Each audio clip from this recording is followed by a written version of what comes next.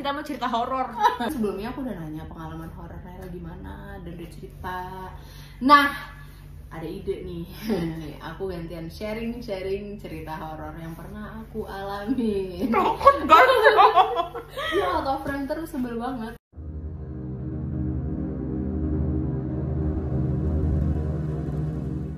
Mungkin banyak yang ngalamin, gak cuman aku, tapi memang aku sadar tuh dari kecil tuh kayak sering banget ngalamin hal horor.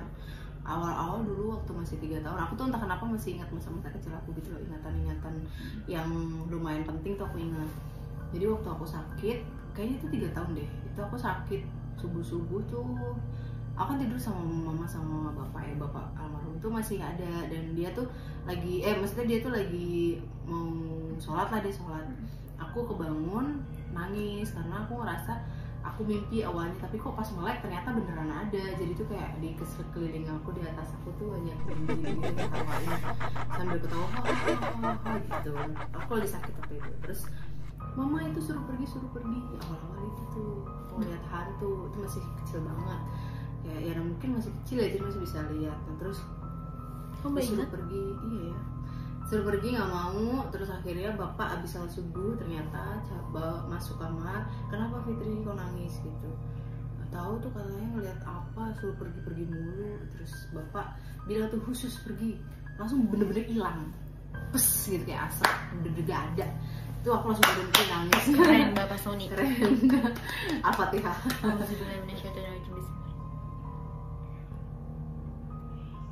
Dari situ kayak aku masih belum tahu itu apa, jadi kayak ya nangis aja karena nyebelin, diketawain, terus suaranya menggema di kuping aku, terus mereka muter-muter di atas aku. Jadi aku nggak tahu itu setan gitu, aku cuma taunya itu serem aja gitu, suara mereka serem, aku nggak mau ada mereka gitu. Makin kesini aku nggak yang lihat-lihat kayak gitu. Tapi pas SD SMP aku minta kamar sendiri lah ya, kan aku tinggal sama mbah di kampus, minta kamar sendiri, mau tidur sendiri karena sudah besar rasanya gitu, biar bisa belajarnya juga fokus. Yang aku dulu dibikinlah kamar di depan, di kamar di Brebes? Enggak, di Semarang. Jadi di kamar depan rumahku tuh kayak rumah depan dan belakang nyambung. Rumah depan itu sebenarnya rumah mbahku, rumah belakang tuh rumah bapak yang bikin gitu buat aku. Tapi kebanyakan ada mbah Putri, terus ada sepupuku dan tanteku tidurnya semua di belakang. Yang di depan tuh, di rumah depan tuh cuma mbah aku yang berani. Aku dibikinlah kamar di depan juga, yang mana kamar itu nggak ada yang pernah berani nempatin. Aku mah nggak mikirannya aneh karena aku pokoknya punya kamar sendiri gitu cita-citanya dulu. Ya udahlah tuh aku mulai move ke kamar itu. Hari pertama kedua tuh masih biasa aja, tapi pas mulai hari keberapa ya, kayak seminggu pertama aman. Minggu berikutnya aku kok mulai setiap jam 12 malam itu tokek bunyi di atas kamar aku. Setiap jam 12 malam bener-bener tokek kenceng gitu. Nah aku pasti bangun dong, kaget gitu kayak apa sih tokek, orang mau tidur gitu. Aku tuh kesel. Nah awalnya itu, tapi minggu berikutnya aku mulai yang namanya reperpan. Itu pertama kali aku ngerasain reperpan. Aku ingat banget, aku tidur tapi nggak bisa, kayak mataku melek tapi ternyata aku merem katanya kalau orang lihat. Jadi intinya yang melek mungkin mata batin ya, aku nggak ngerti. Nah itu aku juga nggak bisa ngomong, nggak bisa gerak, aku nggak ngeliat apa-apa waktu itu, cuman resah, rasanya nggak enak. Terus berusaha bangun nggak bisa, aku lawan, aku baca juga kayak susah mau ngomong, kayak mau doa tuh kayak panik gitu awal-awal. Terus akhirnya kebangun lah setelah beberapa menit, terus aku nafasnya ngos-ngosan kayak gitu. Nah malam kedua besokannya, di minggu ketiga gitu ya, malam kedua aku bener-bener reperpan lagi jam 12 malam seperti biasa, atau kayak bunyi itu seterusnya loh, bener-bener nggak absen. Jadi waktu itu di malam kedua aku reperpan lagi. Reperpannya udah mulai nih ngeliat something gitu, kayak apaan tuh gitu. Kalau itu yang cerita apaan tuh, apaan tuh tidur seperti biasa dan reperpan. Itu aku tuh lagi miring ke kanan tidurnya, lagi miring gitu. Cuman terus aku ini harus aku ceritain karena akan menjadi ujung gitu loh kayak. Aku tuh lihat di takut, demi Allah aku takut mbak. Takut gimana sih? Kok dia takut? Ini kan cuma cerita dulu, aku dulu waktu SMP. Dan dulu aku belum cerita, aku nggak tahu apa. Aku takut banget. Jadi nyalain lampu tuh kamu takut kan? Nggak apa-apa deh, lanjut. Oke. Jadi aku ngeliat di pojok kiri di atas, kan aku tuh di kampung itu tidur masih pakai kelambu ya. Kalau bahasa Indonesia itu apa sih kelambu? Kelambu. Sama ya, pakai kelambu. Pakai kelambu. Jadi Yang kayak buat bayi ya? jadi gede kelambunya. Jadi di pojok-pojok Iya. tempat tidur tuh ada kayu tinggi buat kelambunya itu. Jadi ada di pojok kiri. Di pojok kiri tuh lampu loh. Lampu. Jadi tuh di kamarku tuh lampunya bukan di atas tapi di pojok kiri. Kelambunya, di pojok kelambunya. Nah di situ di titik lampu itu aku ngelihat lah tuh. Melihatnya masih belum full, jadi kayak cuman ibaratnya mungkin kepala doang. Tapi itu bau cica, jadi kayak menghadap ke belakang. Kainnya serut-serutnya itu, tau kan kalau kain diikat di mana? Kayak gitu. Tuh pertama kali aku negesin kayak apa tuh gitu. Begonya emang gue orangnya penasaran kan. Kayak astagfirullahaladzim tuh apaan ya gitu. Terus aku ngelengok segini lah, pokoknya matanya nggak mau lihat. Kayak bangun gitu. Terus aku baca yang aku bisa. Akhirnya setelah sekian lama kayak rep-repan kok 10 menit itu lama banget, capek banget. Nah terus langsung bangun. Dari malam-malam itu, 2 malam itu seterusnya aku rep-repan terus setiap malam. Terus? Jadi aku tuh ngerasa capek, kayak anjir aku tuh pengen tidur gitu. Kenapa setiap malam kok tidur di sini selalu rep-repan? Tapi aku tetap positif. Aku tuh mikir pokoknya kamar ini aku ajiin, aku sholatin, aku ngaji di situ, aku sholat. Aku nggak menyerah, orangnya tuh nggak yang kayak takut, mikirnya gue yang ini yang punya kamar gitu, dan ya gue yang harus lu yang harus pergi lah, harus pergi kalau atau kalau enggak lo mau di sini jangan ganggu gitu. Jadi aku sholat nggak ngaruh, aku tetap rep-repannya tuh setiap rep-repan udah mulai ngeliat yang enggak, maksudnya kayak sometimes enggak, ntar enggak ngeliat tapi ntar ada yang aku lihat kayak gitu. Dari situ ternyata aku mulai sangat-sangat sensitif dan mata batinnya mulai jadi kayak itu udah mulai kebuka. Iya, mesti sering rep-repan itu kan jadi ngeliat kayak gitu. Nah terus pas aku kan ditinggal sama bapakku di Bekasi kan, aku di Semarang. Pokoknya intinya bapak pulang, aku ngadu lah cerita. Sebenarnya by phone kita biasa telepon, tapi bapak masih udah sabar dulu gitu. Tapi pas di rumah pulang, bapak dan mama tuh mereka seperti biasa suka nonton box office Trans TV zaman dulu tuh yang jam 10 malam ke jam 11. Mereka tuh masih nunggu film mau mulai nih. Aku udah ngantuk banget. Emang aku tuh jadi terbiasa tahu gimana kalau mau rep-repan gitu loh, karena udah sering. Jadi udah tahu perasaannya gue mau rep-repan nih.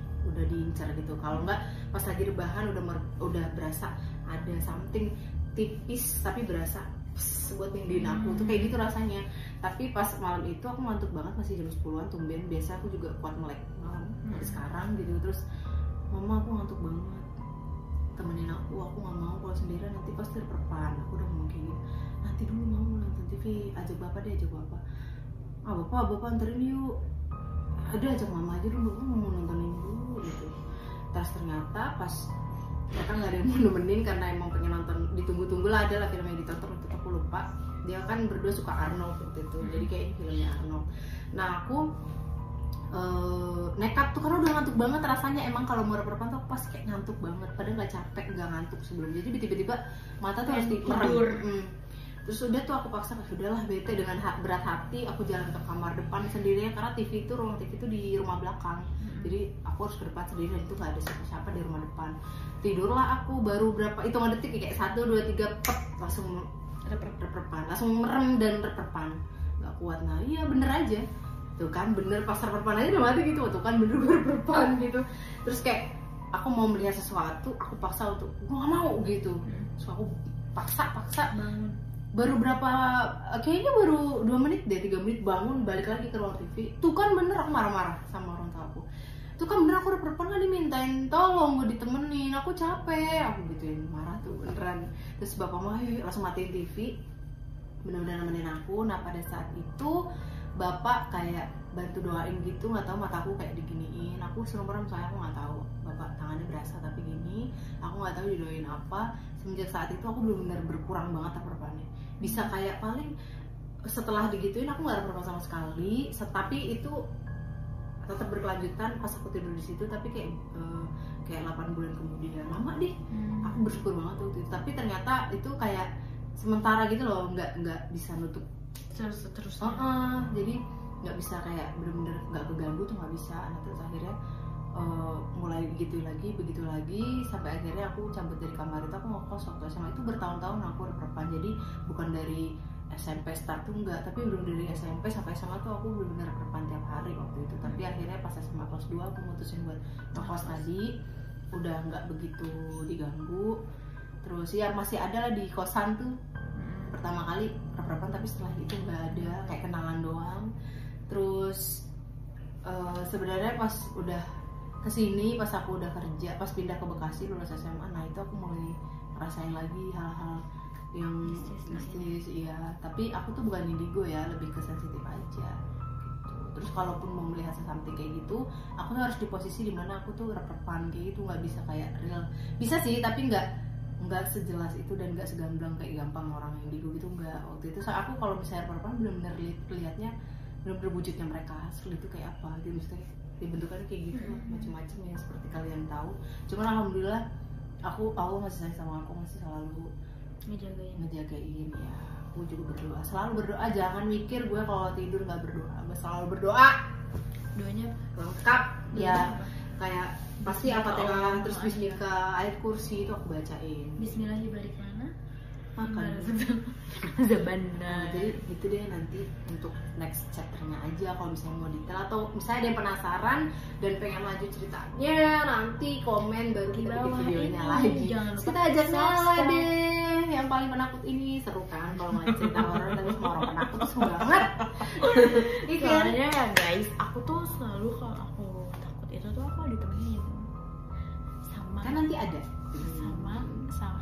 sama ntar lihat cek boncengan motor kamu di enggak, aku tahu. tapi lihat spionnya arahin ke belakang. For your information ya, aku sendiri cowok naik motor dari rumah aku. Ya Allah, rumahnya cuma 20 menit dari sini, dekat. Bohong guys, itu kalau Iya. dia yang bawa motor. Oh iya. Ya setengah jam ya sih. Ya, Kenapa ya? itu orang gila kan. Ya pokoknya kalau penasaran sama cerita-cerita horor aku Dan nanti penasaran sama aku. enggak penasaran sama aku dan pengen Nela yang dengerin cerita aku live di sini, nemenin aku, tolong komen. Tolong guys, jangan guys. Nanti aku terusin kontennya buat cerita-cerita horor. Dadah. Hai, susu sini kita bye-bye closing dulu. Dadah Susu, aku sama Tante Nela. Bye. Dadah. Thank you for watching us. Terima kasih Dadah. udah nonton. Jangan lupa subscribe, Like and comment.